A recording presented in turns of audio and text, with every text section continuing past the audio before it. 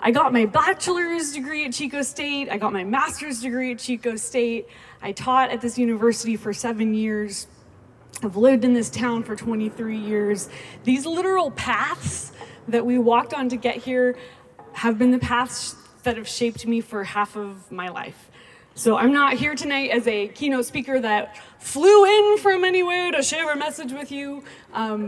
This is the place that has raised me and has made me who I am, and I'm honored to share this space with you tonight. Take Back the Night exists because too many of us have stories that we have not been able to share. And so I want to share my story with you. 4 years ago, I was raped by someone who I knew, someone who I should have been able to trust, and yet I couldn't say that had happened out loud for 18 months. And I want to tell you why. I had been drinking when it had happened, right? And for a long time, I thought that it was my fault. I thought if maybe I had been more careful, if I hadn't had that last drink, if I had been smarter or braver or stronger or better, maybe it wouldn't have happened. And so I didn't tell anyone. I carried it alone. And I tried to figure out how to keep being that person that everyone thought that I was, right? I want to be really clear. This happened 4 years ago, and I'm 42. I had already run for Congress twice. I was arguably one of the most visible people in this community. I had a platform, I had a voice, I had a community of people who loved me and supported me, and it still happened to me, and I still couldn't speak out. Because no amount of being smart or being accomplished or being careful or being visible or powerful, none of that protects us. And none of it makes the silence afterwards any easier. And the silence that we keep, this is not a personal failing. This is what our culture trains us to do. And I have sat with women and girls and people more times than I can count, and I have told them, it is not your fault. It doesn't matter what you were drinking, what you were wearing, what you said. It is not your fault. The responsibility lies solely with the person who harmed you. And yet, I'm still trying to figure out how to believe that for myself, right? Some days I do, some days I don't. So if you are here tonight and you are struggling with believing that for yourself, I want you to know that you are not behind, you are not weak, and you are in the company of survivors who have been trying to put this down for a long time, including me. I want to tell you something about the body, because I wish someone had told me and no one had ever told me.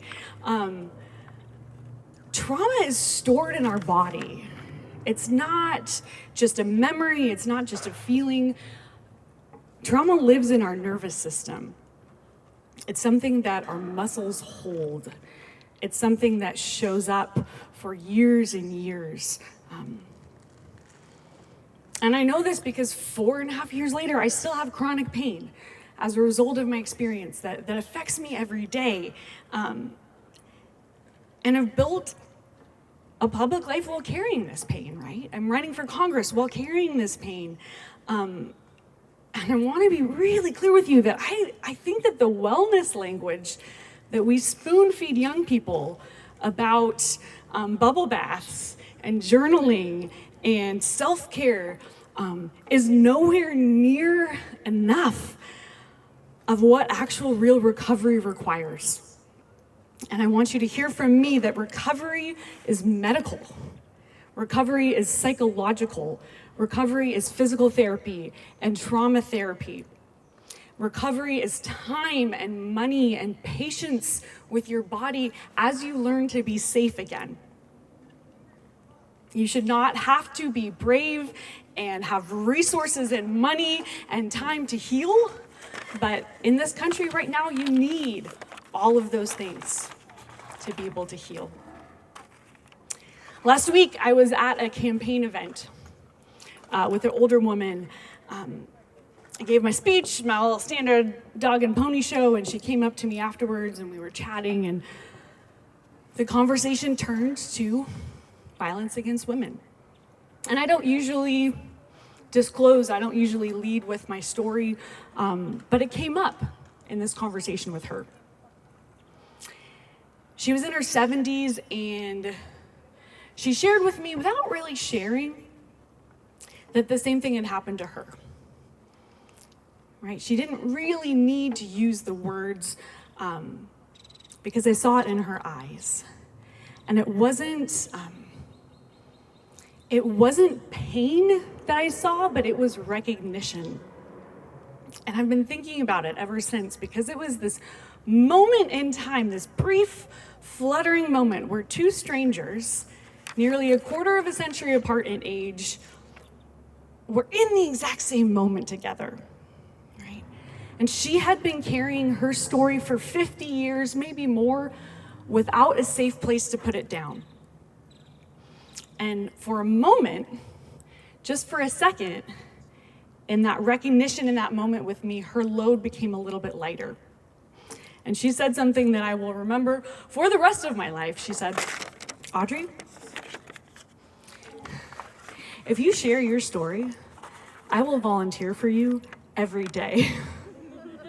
And I was like, okay. But I also want to hold that for a second. Because imagine being in your 70s, carrying something for 50 years, and then telling a younger woman, keep speaking. I will stand behind you. And that is what I want each one of you to hear tonight. You should not have to wait until you are 70 to be seen. You should not have to carry pain for 50 years. You should not have to wait for someone to say, "I believe you and I trust you, and what happened to you is not your fault."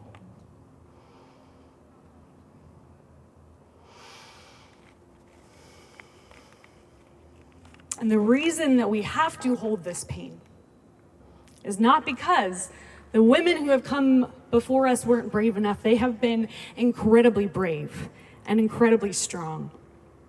The reason is that the people who have the power to change the system keep deciding not to. And I want to say this part too. For anyone here who has purposefully been quiet, you do not owe the world your story. You do not have to speak your story out loud. You do not have to prove your pain. You deserve to be believed, however, and you deserve to be seen and held and supported by those who love you.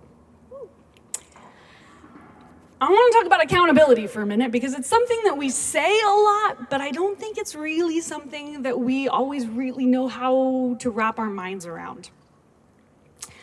And lately, especially in the news headlines, we've been hearing stories of women coming forward with stories that are hard to tell, stories that are messy, stories that involve alcohol and power dynamics and confusion and desire and consent and lack of consent and all of the reasons that society will judge women, all kind of wrapped up in them. And yet these women are being so brave and coming forward and telling their stories anyway.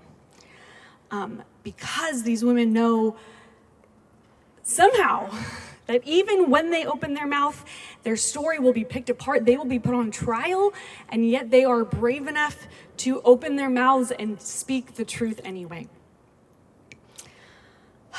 And the failure of the system to act on behalf of women and survivors is not a failure of women and survivors, it's the failure of the person who hurt the survivors and the people around that person and the system that enabled that to happen, the colleagues that knew, the friends who looked away, the leaders in every political party, in every industry, and every movement who had the power to say something, who knew maybe an inkling of something, but chose to stay silent. That silence is why this keeps happening, and that silence is the system. And so I want to just close by saying real accountability is not punishment after the fact, right? Punishment, even when it works, and usually it doesn't give the survivor back what was taken from them. Real accountability is a community that doesn't ask survivors to carry this alone. It's healthcare that we can actually access. It's therapy that we can actually afford. It's a justice system that does not re-traumatize us just for showing up. It's workplaces and campuses and institutions that instead of asking, how do we protect the accused, they asked, how do we make sure this does not happen to the next person? That is the world that we have to build. And we're not going to build it by waiting for the people in power to give us that power. It matters who is in the room where decisions are made. And that is why I so deeply believe that we need representatives in the House of Representatives who are more representative of the communities that we serve. We need more women. We need more working class leaders, more people of color, more queer leaders in the spaces where decisions are made. And I want to say one last thing in closing, which is this. Everyone here is here tonight because they're carrying something, right? And I just want to close by saying, whatever you are carrying tonight, it is not your fault. It does not matter what you were drinking. It does not matter what you were wearing. It does not matter what you said or where you were. What happened to you is not your fault. It does not matter if you froze. It does not matter if you stayed. It does not matter if you could not verbalize the word no. It does not matter if your story is messy and complicated. It was not your fault.